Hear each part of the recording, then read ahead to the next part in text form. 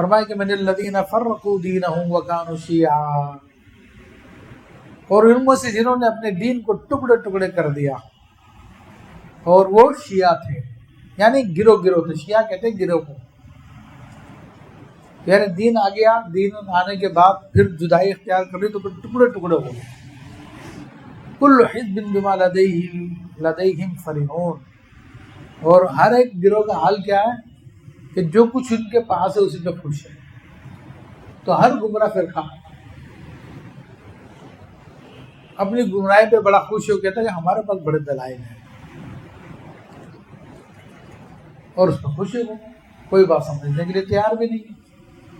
اسی اپنے گمراہ کن باتوں پہ اڑے ہوئے ہیں، اسی سے امیدیں لگائی ہوئی ہیں، سارے کے سارے معاملات کے ہیں. تو یہ اللہ تبارک و تعالیٰ نے فرقوں کی عموماً نیچر بیان کر دی ہے. کوئی کہہ سکتا ہے کہ جو اہل سنت والجماعت ہے تو وہ بھی جو کچھ ان کے پاس ہے وہ اس کے اوپر اڑے ہوئے ہیں. دیکھیے اہل سنت والجماعت فرقہ نہیں ہے، یہ تو وہ اصل ہے جو رسول اللہ صلی اللہ علیہ وسلم نے شروع کی، آپ کے صحابہ کرام نے شروع کی، کہ آپ نے یہی پہچان بتائی تھی ما انا علیہ و اصحابی، کہ ہدایت پہ کون ہے؟ جو جہنم میں نہیں جائیں گے، جو میرے اور میرے صحابہ کے طریقے پہ ہیں. تو اب یہ دیکھ لیں کہ یہ صرف اور صرف اہل سنت میں بات پائی جاتی ہے، ورنہ کہیں اہل بیت کا انکار پایا جاتا ہے تو کہیں صحابہ کا انکار پایا جاتا ہے. سمجھ رہے ہیں؟ تو ہر چیز کو جو ساتھ لے کے چل رہا ہے وہ اہل سنت ہے، یہ فرقہ نہیں ہے. باقی جو ان سے ہٹ کر ہیں سارے کے سارے فرقے ہیں.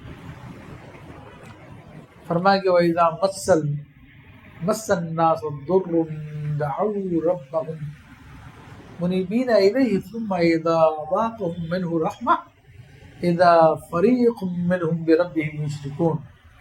پھر اللہ تبارک و تعالیٰ نے ابھی مزید لوگوں کے نفسیات کو بیان فرمایا، ان کی دلی کیفیت کو بیان فرمایا کہ لوگوں کی حالت کیا ہوتی ہے. عام جو کفار ان کا معاملہ یہ ہے کہ جب ان کو تکلیف آتی ہے کوئی، اور ان کی کوئی تکلیف دور کرنے والا نہیں ہوتا، وہ بے بس ہو جاتے ہیں. تو دعو ربہ، تو اب پھر اپنے رب کو پکارتے ہیں، منیبین الیہ، سب چیزوں کو چھوڑ کر اس کی طرف رجوع کرتے ہوئے. جب تک مشکل میں نہیں تھے تب تک تو بتوں کو بھی ساتھ چلا رہے تھے، ٹھیک ہے نا، سب کو پکار رہے تھے. لیکن جب سب سے امیدیں کٹ گئی، کہا کہ نہیں اب یہاں پہ کوئی مدد کرنے والا نہیں ہے، تو سب اللہ کی طرف پھر گئے. تو اللہ نے فرمایا کہ منیبین الیہ، اللہ کی طرف رجوع کرتے ہوئے. تو یہ ایک عام نفسیات ہے اور بہت سارے لوگوں کے ساتھ یہ پیش بھی آتی ہے. غیر مسلم خود کہتے ہیں جب مشکل میں پھنس جاتے ہیں، کہتے ہیں کہ بھئی ہمارا خدا تو نہیں سنے گا، تم مسلمانوں اپنے خدا کو پکارو. ثم اذا اذاقهم منه رحمہ، پھر جب اللہ تبارک و تعالیٰ انہیں اپنے پاس سے کچھ رحمت کا مزہ چکھا دیتا ہے، مشکل کو ٹال دیتا ہے، اذا فریق منهم بربهم یشرکون، جبھی ان میں سے ایک گروہ پھر اپنے رب کا شرک کرنے لگ جاتا ہے، پھر دوبارہ شرک میں مبتلا ہو جاتے ہیں. تو یہ لوگوں کے نفسیات. لیکفروا بما آتیناہم، کہ ہمارے دیے کی ناشکری کریں.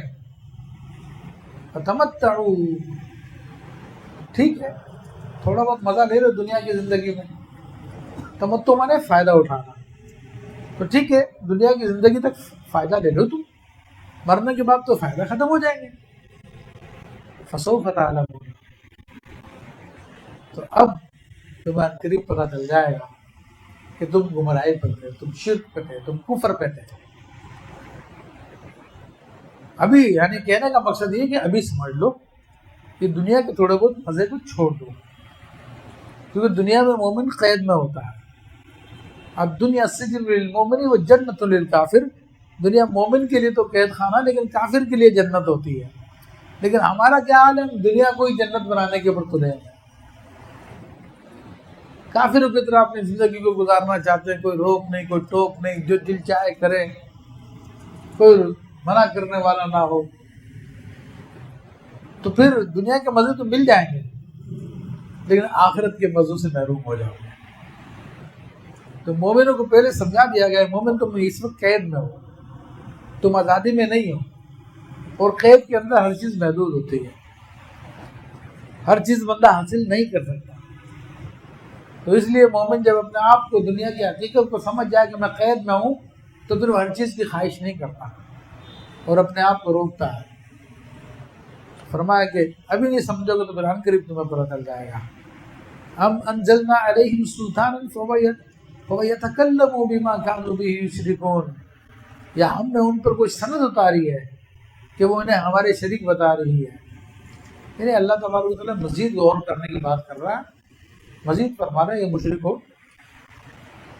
تو ہمارے پہ کچھ دلیل اللہ نے نازل کی ہے ان بتوں کے لیے، یا اللہ کے سوا کسی اور کو اللہ کے شریک بنانے کے لیے تو تمہارے پاس دلیل اللہ نے نازل کی ہے جو تمہیں کہہ رہی ہے تم اللہ کے ساتھ شریک بنا دو؟ تو ظاہر سی بات ہے اللہ نے کوئی دلیل نازل نہیں کی، بلکہ اللہ نے تو اس کے خلاف دلیل نازل کی ہے کہ اللہ کے ساتھ شریک مت بناؤ۔ اور پورے قرآن کی تعلیمات یہی ہے، حدیث کی تعلیمات یہی ہے، تمام نبیوں کی تعلیمات یہی ہے کہ اللہ کا کوئی شریک نہیں ہے۔ سمجھ رہے ہیں؟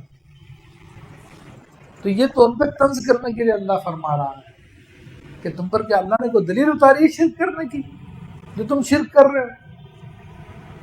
تو جواب ہے کہ نہیں اتاری۔ فرمائیں کہ وَإِذَا أَذَقْنَا النَّاسَ رَحْمَةً فَرِحُوا بِهَا، لیکن لوگوں کا کیا حال ہے کہ جب ہم لوگوں کو کچھ رحمت کا وعدہ چکھاتے ہیں تو اس سے بڑے خوش ہو جاتے ہیں اور اس نعمت کو بھی اپنے بتوں کی طرف، اپنے جھوٹے خداؤں کی طرف منسوخ کر رہے ہیں۔ وَإِن تُصِبْهُمْ سَيِّئَةٌ بِمَا قَدَّمَتْ أَيْدِيهِمْ إِذَا هُمْ يَقْنَطُونَ، اور جب ان کو کوئی برائی پہنچتی ہے، تکلیف پہنچتی ہے ان کے کرتوتوں کی وجہ سے تو پھر وہ لوگ مایوس ہو جاتے ہیں، نا امید ہو جاتے ہیں۔ تو یہ کافروں کا طرز عمل ہے، اور اس کے مقابلے میں مومن کا طرز عمل کیا ہے؟ مومن کو یہ بات سمجھائی گئی ہے جب وہ مصیبت آ جائے، پریشانی آ جائے تو فرمایا کہ وَإِذَا أَصَابَتْهُمْ مُصِيبَةٌ قَالُوا إِنَّا لِلَّهِ وَإِنَّا إِلَيْهِ رَاجِعُونَ، جب ان پر کوئی مصیبت آتی ہے تو وہ کہتے ہیں کہ ہم تو اللہ ہی کے لیے ہیں، ہمیں تو اللہ کی طرف لوٹ کے جانا ہے۔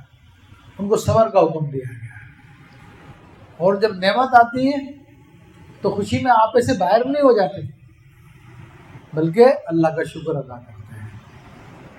تو آج ہمارے یہاں پر جس قسم کے لوگوں نے خوشی منانے کے طریقے بنائے ہوئے ہیں کہ الیکشن میں جیت گئے تو مرد عورتوں کا جناب بے پردگی کے ساتھ ناچ ہو رہا ہے، روڈوں کے اوپر خوشیاں منا رہے ہیں، دین کی ساری باتوں کو پیچھے کر دیا، تو یہ سب کافرانہ طریقے ہیں، یہ مومنانہ طریقے نہیں ہیں۔